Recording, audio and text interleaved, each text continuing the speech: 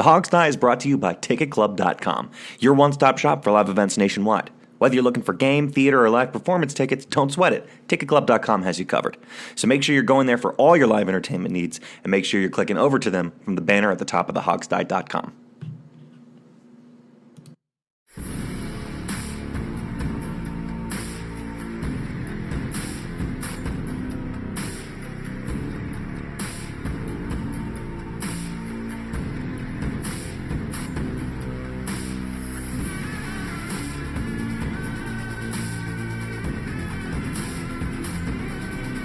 By fans, for fans, the Hog Style.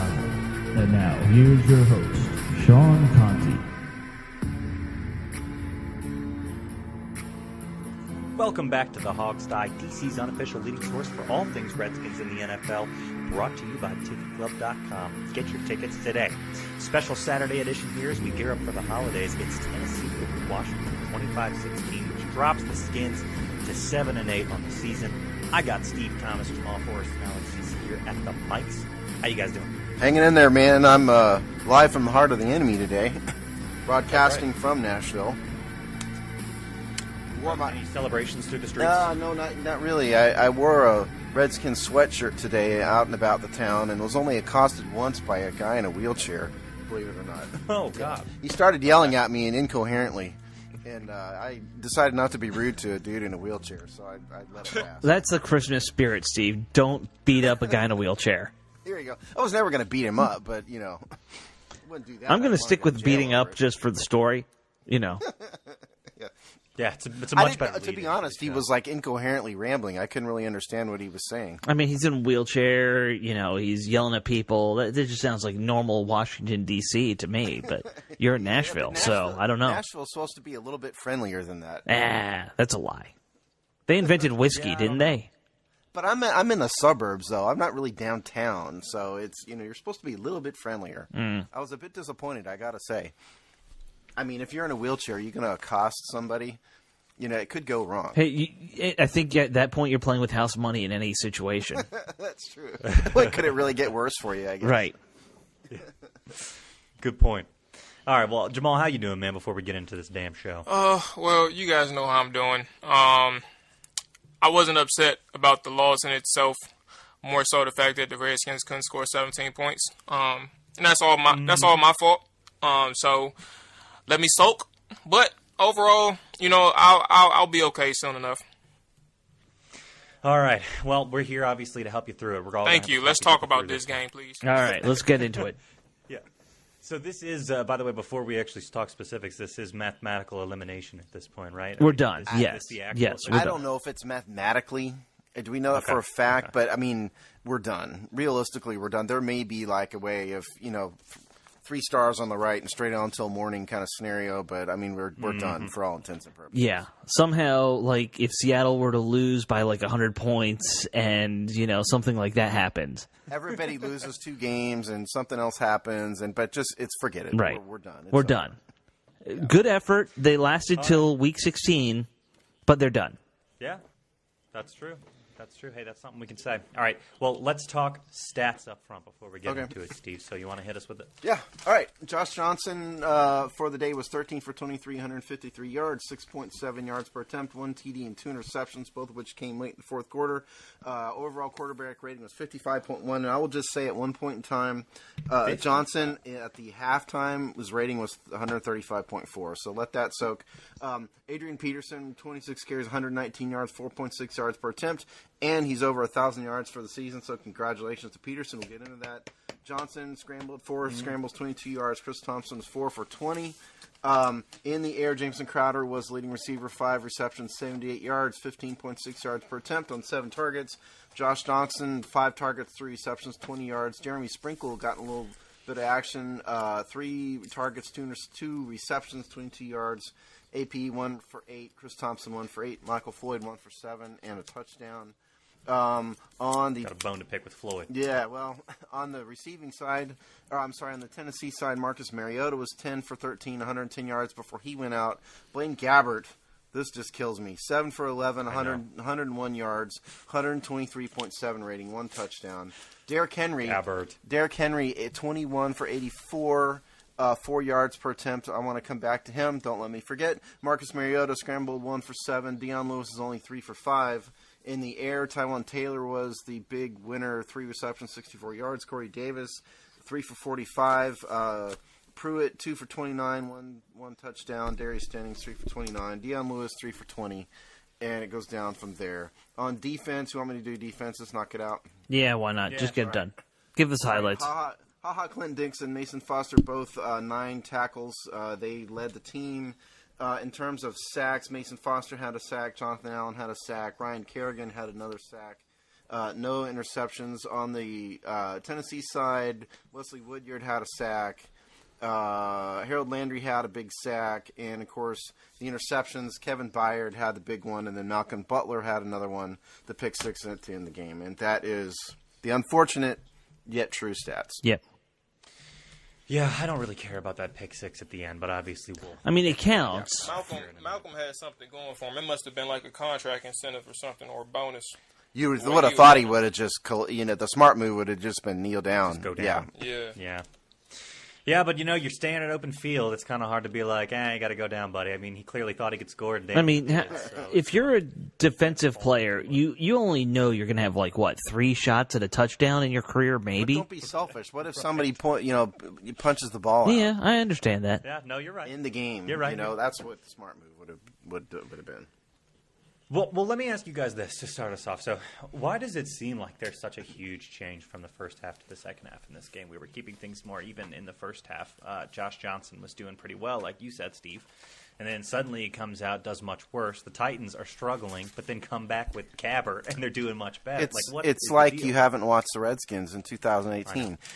They've been bad in the second half the entire season. This is nothing new. It's just a continuation. It's nothing new whatsoever. Yeah, it's just so weird. It's disappointing because we see in most of these games a state of the Redskins where they can beat these teams, and then it just goes away, and they beat themselves. Or this one is like 4 or 5. I feel like critical mistakes that really cost the game in the long run. But what do you guys want to start? Should we just start with Josh Johnson in the offense? Yeah, sure. With Johnson. Okay. I mean, we were saying before the show started, you think he's proven enough to earn a roster spot? Shall we elaborate on that? Well, I didn't say roster spot. I mean, I said he's proven enough to get to training camp. I think they ought to re-sign him. Sure. Roster spot, we'll see. I mean, you could argue that at various times he's looked better than any other quarterback we've had. But he made look. I mean, he played pretty well the entire game. He looked a little rusty.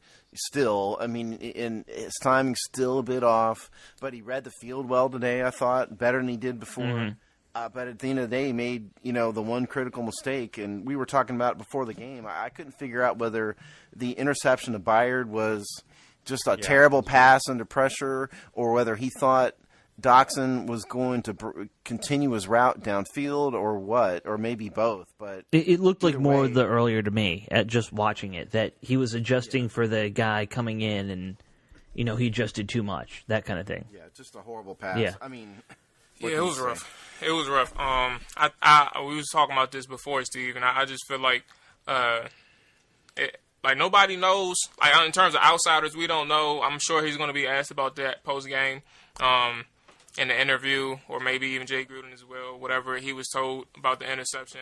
But definitely the pressure got to him at the wrong time. The fact that he was collective or calm and collective throughout the whole game, and he actually was calm. He was calm when he threw it. However, you could just tell by his pass it was just a little bit off, and he saw the pressure coming more so than anything. But his mental, he was probably there mentally, but definitely got a little antsy, and it was unfortunate. It was the wrong time for a mistake.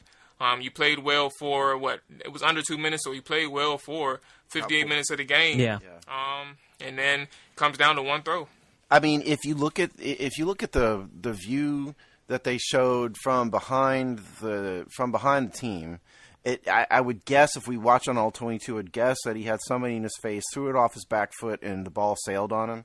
That's what I would That's guess what happened. Exactly what it was. I don't even need to guess. I can tell you that's exactly what happened.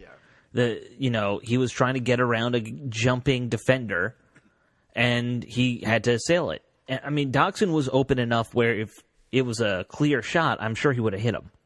Doxson was wide open, but he threw it 10 yards over his head or 10 feet over his head. Something way over his head. Yeah. Even 6'4" Josh Jackson couldn't have caught that ball. But if we talk about Johnson, I mean, look, he's been. I thought he's gotten better in the 3 games he's played in.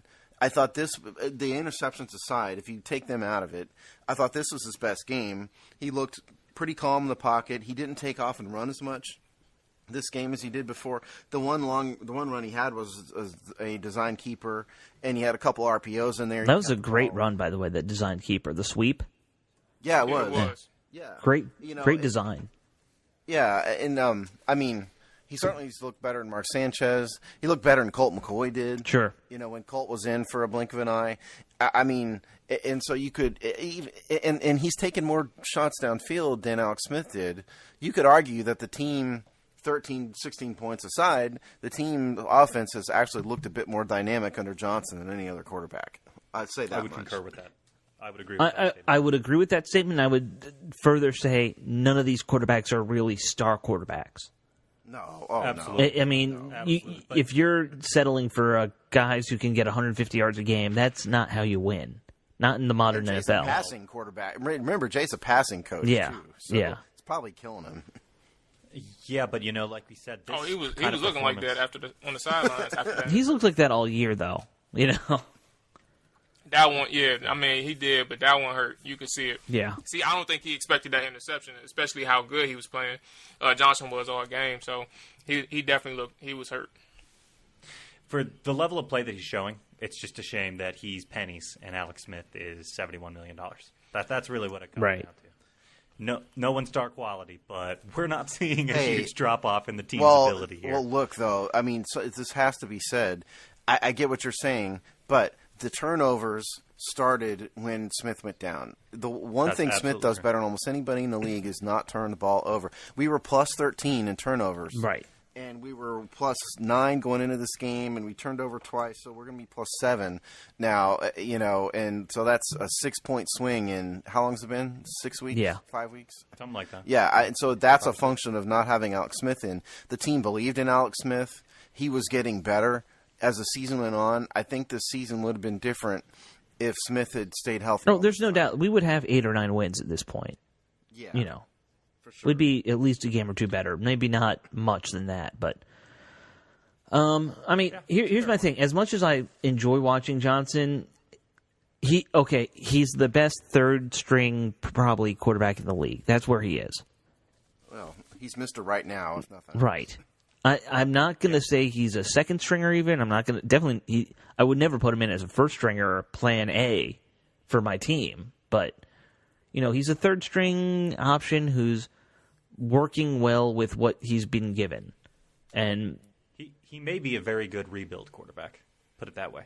You're rebuilding the rest of the team, he might not be a bad guy to keep around for. Maybe, but we're so early in the rebuild phase at this point that you can't even talk about it. We don't even know if we're in a rebuild phase. Okay. Oh, we are. We better be. No, we better be.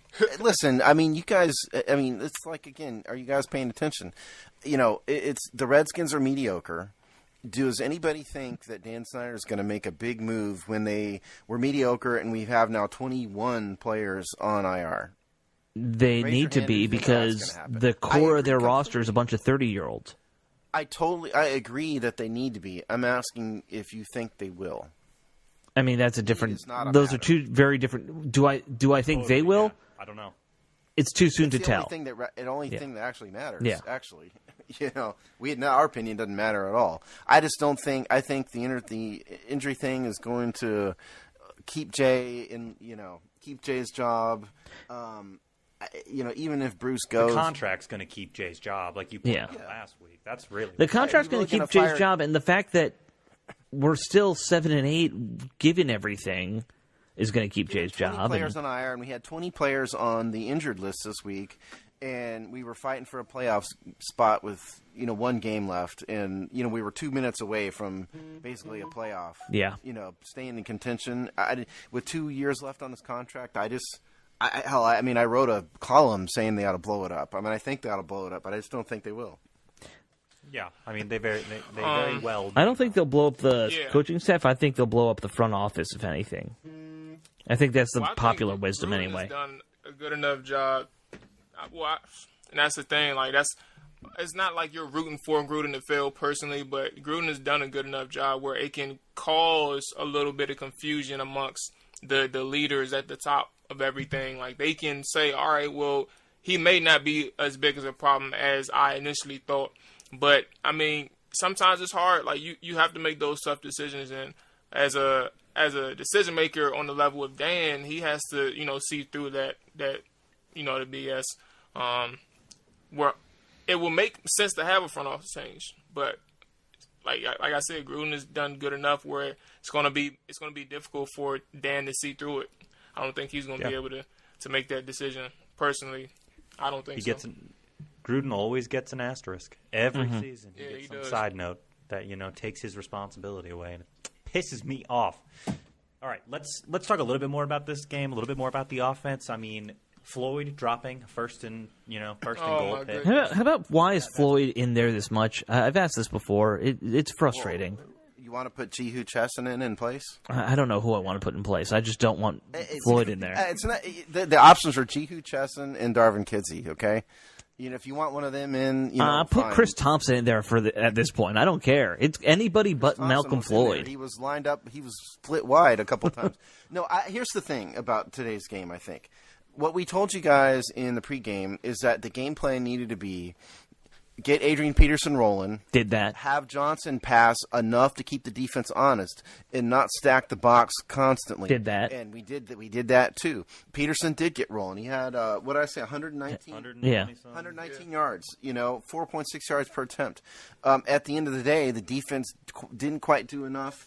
And, just enough mistakes were made to completely blow it. They actually followed the offensive game plan that we needed to follow pretty well, except for when it fell apart at the end. So they really did it. They kept Derrick Henry down. We'll get to defense. I'll shut up about defense. But, I mean, they followed the plan. Nobody should have thought that we were going to have Josh Johnson go out there and throw 250 yards to Jihu Chesson and Michael Floyd. I mean, that just was never going to happen, especially without Jordan Reed. No, of course not. Well, and that's what I'm saying, too, with the Floyd drop is like we were playing according to the game plan. We were doing a pretty good job, and that kind of little mistake, the game hinged on several of those, could have had it by this much moments. Yeah. A couple of them on defense, too. But, yeah, I mean, I agree with your statement completely. We did what we needed to do, just didn't execute at the level we needed to, obviously, which is the most obvious statement anyone's ever made. Yeah.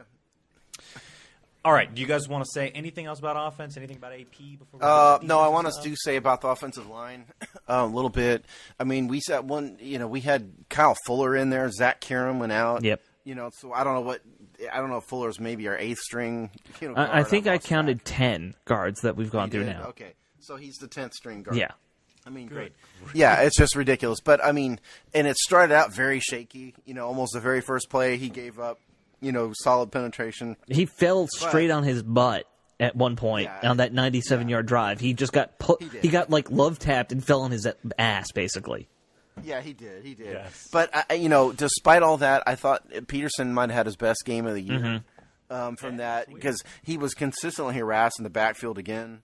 He used his jump cut thing he does, and despite the negativity on the offensive line, I thought Peterson handled it really well. And darn it, I mean, Trent Williams, you got 2 penalties today. I mean, good God. I thought they were being petty again. Did you? If y'all asked me on a couple of penalties. I didn't like that. The one Trent Williams penalty, the block in the back on the screen play. Yeah. I really don't understand it. I mean, I felt that was a little bit petty in a sense where the defensive back is heading towards jumping towards the receiver. However, all Trent did was actually whiff on the block. He didn't even really touch him. He missed. And you can see on the reaction that Trent knew he missed on the block. So how on earth did he get a block on the back and essentially on a play where he whiffed the block? So, I mean, that was one. The second was the Fabian Monroe illegal touching or whatever it was on defense. That was a petty penalty. Yeah. So they were both going at it. So how does the defensive back get the automatic first down for the offense? It doesn't make sense. And quite frankly, that Moreau penalty was a game-killing penalty. Yeah. Well, I mean, that's our second or third game we've lost, kind of, because something like that. Before we also move on to defense, I also would like to just give a shout-out to Crowder, who I think had a really good game. After he's been kind of slow to come back from injury. 80 sub yards. Yeah. Yeah, I know there's a segment of the fan base that's basically like, oh, let's just move on from him. I don't understand that. Yeah. He really is the best receiver we've drafted since I've been born. We've been so terrible about drafting and keeping good receivers because we don't get them in the first place. I don't think it's a matter of just anybody who thinks they'll just move on, period, with no regard to contract is not using their head. I mean, do you move on if somebody offers them a huge 5-year deal? Yes. But if you can bring Jamison Crowder back on a modest, 3-year deal, I think you do it. Because like you said, Alex, I mean, the Redskins have been so awful with receivers, just god-awful. Right. I know Jamal's going to say they let a Hall of Famer go in Ryan Grant, but beyond that... Absolutely. Beyond that, I mean, Crowder's basically been the only one since... maybe since Monk. Monk. Yeah, I was about to say Art Yeah. Monk. And that was 1980. That's years before I was born. That tells you how long it's been since we've drafted a good receiver. And I'm not saying Crowder's Art Monk, but he's at least a decent slot receiver. Well, literally every receiver they've drafted has been a bust. Since then. Yeah. Wow, that's devastating, guys. Thanks for that. All right, let's see. Anything else? Offense? No, I think we covered it. Well, no. You got to give Jeremy Sprinkle some props. I thought he played a pretty decent game. It's good that they're 2 receptions. Well, I thought he played fairly well considering he became the starting. How about the fact that our run blocking suddenly looked a lot better with him playing every down? We could also factor that in. I was about to say. I mean, he looks like a better inline blocker than the other tight ends we have. But whoever designed the play that let Sprinkle go one-on-one with Harold Landry needs to be slapped. When Landry got the sack there in the fourth quarter, that was because Landry was matched up one-on-one with Jeremy Sprinkle. Sure. And that's not a good thing. But point is, I think Jeremy Sprinkle has looked better and better as time has gone on. So, he doesn't look great. This is not, what's his name, Antonio Gates or anything, but thought he's looked better, considering who he is and where he was drafted and all that. I mean, you're either a receiving tight end or you're a blocking tight end, and he's a blocking tight end who can, and he's good for one. To be decent at both, Yeah. You don't have to be one or the other. Yeah. Well, it seems these days most guys are either one or the other. I mean, it's sort of the nature of the offense. Yeah. But, I mean, I think Sprinkle can be a decent inline blocker and still be able to catch the ball and run routes. Sure. I don't think he's going to be, Antonio Gates or, Gonzalez or anything, but, he may be a good find for us. That's all my point. Sure. Fair enough. All right. Let's talk about defense. We saw a couple different pass throwers from Tennessee today with not terribly different levels of ability here. Their quarterback ratings were pretty close together, and Gabbard actually came out on top of that one, like you pointed out, Steve, which is crazy. But, let's talk about it. I kind of alluded to earlier the fact that there were a couple of boneheaded situations on defense that hurt us, ultimately could have cost us the game, or you could make the argument at least. Clinton Dix dropping an easy pick comes to mind. Oh, my goodness. It was all. Literally. That's 17 points right there. Mm-hmm. It went literally right through his hands. Yep. I mean, look. What we told you guys in the pregame show with the game plan was basically what I said. At least was the game plan needed to be to sell out to stop Derrick Henry and dare Marcus Mariota to beat you because their receiving core was kind of mediocre, and Josh Norman did a pretty good job on Corey Davis. Yeah, he gave up one or two big ones early, I feel like, but that was it. Yeah, but none of them were really that game critical, and as long was 16. But the unfortunate part is that's exactly what happened. They bottled up Derrick Henry for 3.5 quarters, but yet Marcus Mariota and then Blaine Gabbert of all people did beat him. Right. Yeah. I'd just like to point out Henry's numbers as the quarters went on. First quarter, he was 6 carries for 21 yards, which is a little over 3 yards per carry. At halftime, he was 7 for 27, which is under 4 yards per carry.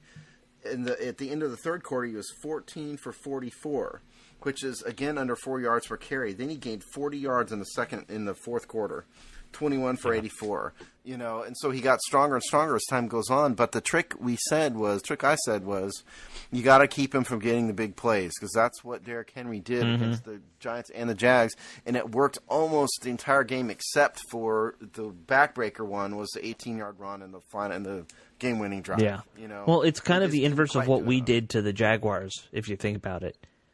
Yeah. A little bit. Yeah. Yeah.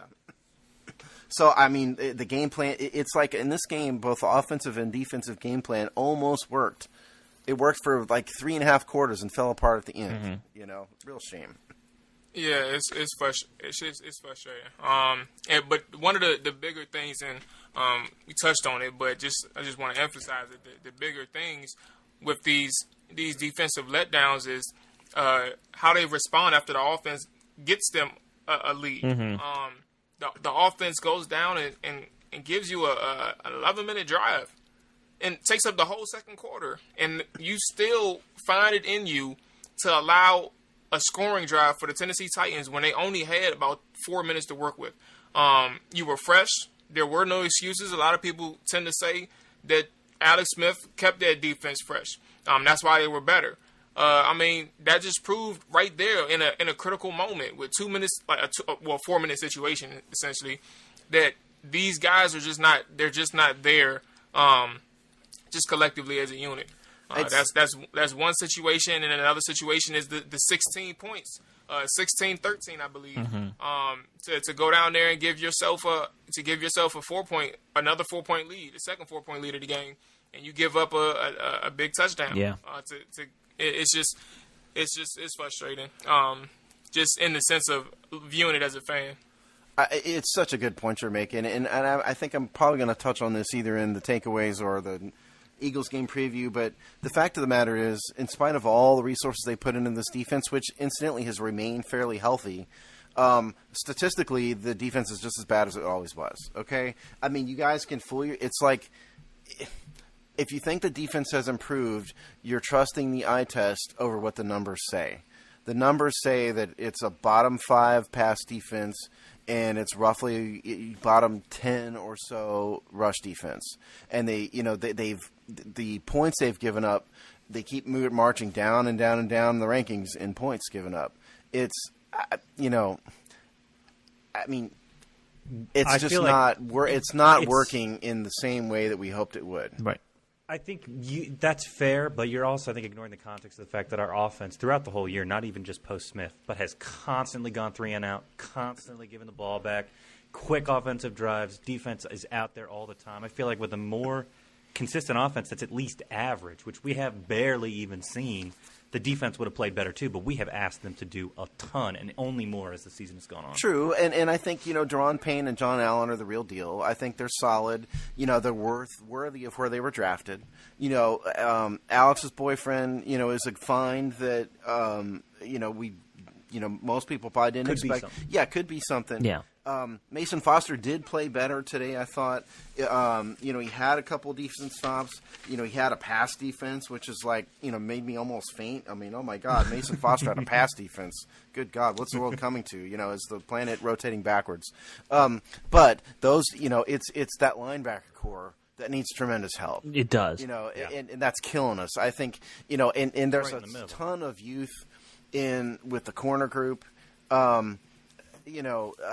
Clinton Dix has been bad for the most part. Somehow Swearinger's gotten worse with the addition of Clinton Dix. DJ's play has fallen off. Yeah. In the second half of the season. So that the core group, I just think their core group is small. The core group is the defensive line. But the rest of this group can go, as far as I'm concerned. DJ, yeah, okay. But the rest of that group, blow it up. Yeah, well, the only person who's left, and there has been a decline since he got hurt, was Dunbar. If you were to say, here's where Dunbar got hurt, you notice that there's been a drop off in our defensive gameplay ever since then. And that's the fault of the roster builder. Yeah. I don't know who decided they didn't need a veteran backup. They had nobody but a 7th-round rookie and a supplemental draft pick and an undrafted free agent. Yeah. Behind Quentin Dunbar. Well, they had Moreau. You guys don't Moreau, who's basically not played. Yeah. Before this year, And Moreau needed to be the slot corner for the most part. Well, okay, so and we could get in. That's a whole different discussion. But Moreau's been terrible this year. I think he's been very disappointing. But he shouldn't be playing slot. And in his scouting things, they said he's not a good slot guy. He's an outside guy. So he's not. He didn't do it at UCLA. Yeah. He's not a slot guy. You're absolutely right. Yeah. But I mean, listen. I mean, you guys might want to hear this. We had Orlando Scandrick at one point in camp. He would have been a solid backup. Yeah. No, he's not an all-star. He's not an all-pro, but he would have been a solid backup. It's just funny to me that our secondary went from a strength a year ago to a weakness this year. It went from something I thought was a strength in camp. Yeah. Well, I mean, it was a strength last year simply because Kyle Fuller knew what the hell he was doing. Kyle Fuller, Breland was a very good outside corner. I mean, I give it to Breland too. I give him credit. I don't even know why I didn't mention him, but they just knew what the hell they were doing. And then like slot position, like slot corner is somewhat undervalued.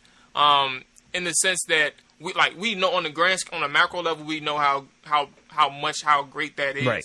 But we were willing to give a slot corner away, thinking that we had his replacements in the wings. However, they've been struggling. Now, it took Kendall Fuller, took Kendall Fuller a year and some change to get right. And that may be the case with Fabian, who's in his first year fully as a starting slot corner. But I think we may have undervalued it a bit. And they're banking on these guys. Who knows what their potential will turn out to be, and what they'll end up being. But it's been a rough year overall for the secondary. If it wasn't for the pass rush, who's been getting home throughout each game, well, most games, not out every game, but most games, then they would have been in trouble even worse. I think that the fan base overvalued Greg Stroman, because Stroman was at Virginia Tech, and a lot of people a lot of fans are, exactly. I know exactly where you headed. Yeah, I mean, a lot of fans, thought he was great because they watched him in college. He's, a local kid, but the fact of the matter is he's not a very good corner. He has some quickness, he has some athletic ability, but he's shown me nothing that indicates that he's going to be a starting corner someday. There's a reason he was a 7th-round pick. Right. From my perspective. Yeah. So, I mean, you could even make that argument about Tim Settle on the D line, where I think the local Virginia Tech fan base is like, oh yeah, he'll be great. And I mean, he's not terrible. He's a good sub, but that's about all he is. Yeah, and Stroman, it's to the point where he's gotten benched. Like he's been a healthy scratch. Right. I think he's played today, but in the previous game alone, he was a healthy scratch. His play time has been wavering. So the coaches know it too. He may need some time to develop, and they tried to put him out there thinking that he'd be ready, especially given the fact that he has some familiarity. A few DBs have familiarity with Torian Gray. Sure. But, we'll see how it turns out. But, I mean, the whole secondary's been a letdown. Let's just be honest. Stroman, has been used, abused, turned upside down, beaten like a drum consistently when he's been in there. He's been picked on. Same with Danny Johnson, though. I mean, just about all these guys. At least Danny Johnson was an undrafted free agent. Right. Anytime they're in there, they're getting beaten up because of it. Yeah, I mean, Fabian Moreau, again, has been bad. The entire group has been bad. Josh Norman, I think, has been better. He's not playing up to his contract, but he's been better. No, but he's been better than I think fans would have been giving him credit for. He's had his decent moments this year. He's traveled a lot more this year than he has in years past, and he's done fairly well. I don't think that he's going to be back necessarily, because of his huge contract. But, listen, the Redskins, I showed this in an article I wrote a year ago. The Redskins historically draft a ton of DBs every year. And so I think it's almost guaranteed that there's going to be a high draft pick used on a DB this year. They have to, or in the draft I'm talking about in April. They have to. Oh boy. All right. Anything else you guys want to say about defense before we give game balls? Well, we mentioned the Moreau penalty at the end of the game. Ticky-tacky, but that was a drive killer. That was I believe that was third down. Yeah. It erased what would have been a field goal attempt, essentially. Game-killing mistake. Clinton Dix, that dude needs to be put on the first train out of town as far as I'm concerned. Not just because the interception went through his hands. Mm-hmm. He's been this man is an all-pro, former all-pro, and he's been he takes bad lines to the ball carrier, and he's slow. And for some reason, I think he's been taught that it's okay to tackle with your arms and flail at people as they're running by him. And that's just not, I think it's like some coach sat him down and said, look, the way to tackle is to flail at a guy with your arms as he's running past you. And took that to heart because that's his tackling technique. And unfortunately, that's just not the way football is played. I just can't tell you my disappointment with his play this year, including today. And yeah, I know, Sean. I mean, he makes a ton of tackles, but I don't know what to tell you. Maybe I'm wrong, but I'm just. You don't really want safeties being in your top tackle leaders. That's not a good sign usually. Just speaks to the linebacker problem. It does. I mean, if you want to take, if you want to defend Mason Foster a little bit, what I would say is I think Mason Foster is a 2-down inside linebacker who's been forced to play 3 downs. He's terrible in coverage. I think he could play a role as a backup or as a rotational linebacker, perhaps. But they desperately need to replace both those guys. Whether it's Reuben Foster or somehow magically he's able to play, I mean, I don't know, but they desperately need new linebackers. Now, I mean, to me, it's more of a overall scheme issue at this point. We've seen this for 8 years now, and I know people say it doesn't matter 3-4 versus 4-3 because you're in nickel so much, but we've struggled ever since that move was made philosophically, and I think that's where the core of the problem might be.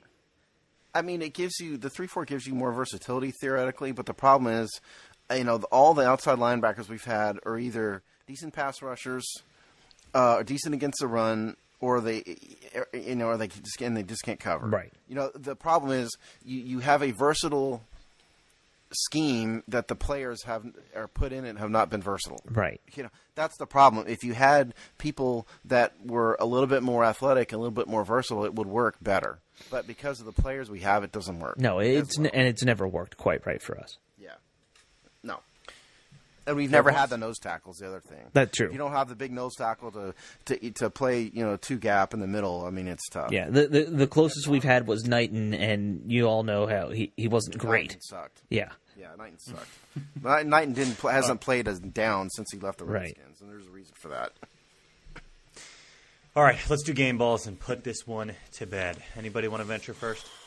All right, I'll go first, I guess, this time because I've been delaying it, for the past few weeks. I got to give the game ball again to Adrian Peterson. Seems like every week he gets a game ball from me, but the man is put up, as I've said a couple times on the show, now probably, I don't know, the second best season in NFL history for a running back age 33-year-old. He's definitely up there, yeah. I mean, statistically, I can show it. So and he did exactly what we needed him to do today. So game ball to him. Defense. I mean, I don't even know what to say with this defense. I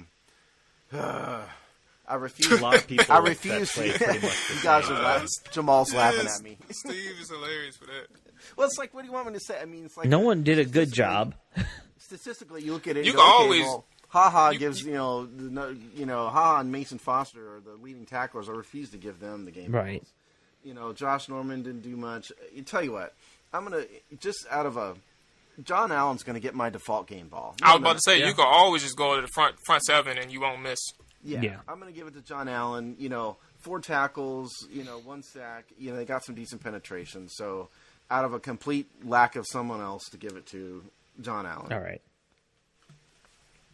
Yeah, I'll just piggyback right away because I'm going to go with the same people. Adrian Peterson, for all the reasons that you said, another fantastic game behind an offensive line that's clearly having issues. Look at him go at this stage of his career, so he'll get it from me. Yeah, I'm just looking. I mean, John Allen was where I was going to go to. He had a tackle for a loss. He had the sack. He's being disruptive. He's doing his job. No one else really stands out. So yeah, I'm just gonna back you up on both those, Steve. I'll go next. So there's nothing wrong with a unanimous decision in terms of game balls. I actually agree with you all. I'm just gonna go with the same people. I mean, you can make a case for Ryan Kerrigan, but I mean, if it wasn't for Blaine Gabbert tripping, because he escaped the sack initially, but if it wasn't for him tripping, he probably wouldn't even have prevented a first down right there. So, I'll go Jonathan Allen on defense, and we'll go Adrian Peterson on offense.